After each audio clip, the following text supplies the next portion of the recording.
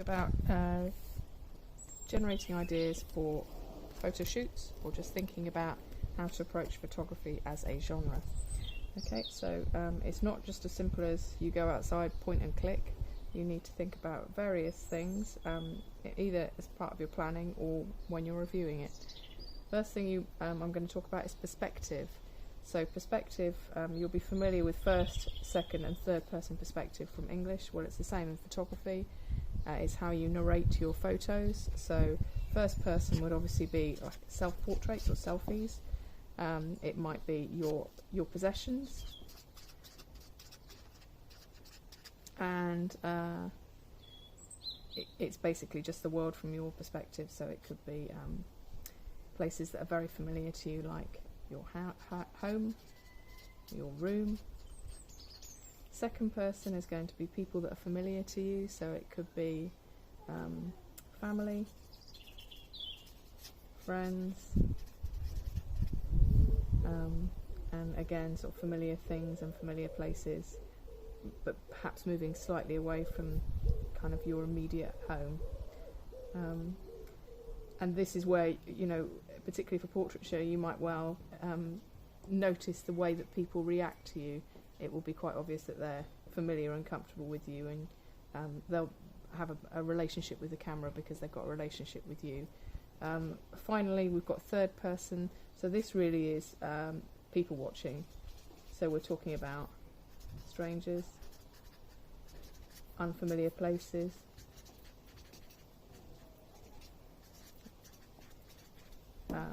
and unfamiliar things. So this might be, you know, photographers now, because people are so conscious of being photographed and having control over their image, it may well be that you have to work out a way of doing that. For example, the photographer Martin Parr often takes photos of people's backs, so that you know, he's not taking photos of their faces and they're not aware and they're behaving naturally.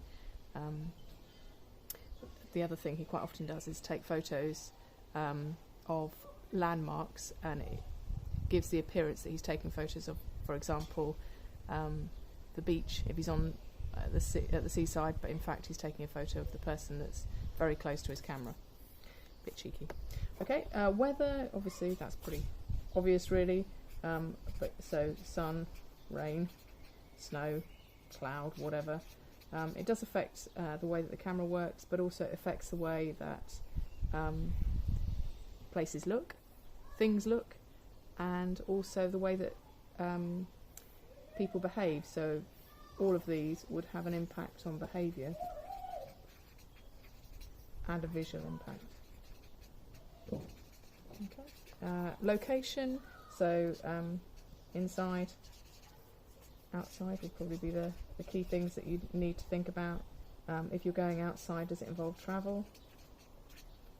And so on. Viewpoints, so just thinking about some of the basic ones. So the worm's eye view will be from the ground looking up. That gives things a much more imposing feel. Imagine you were a worm, everything looks pretty scary then. Bird's eye view, obviously looking from above.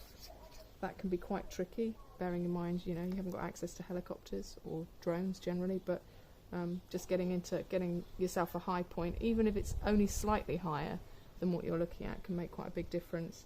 And then obviously things that are at eye level, which will make your audience feel like they're immersed in the picture, part of the picture.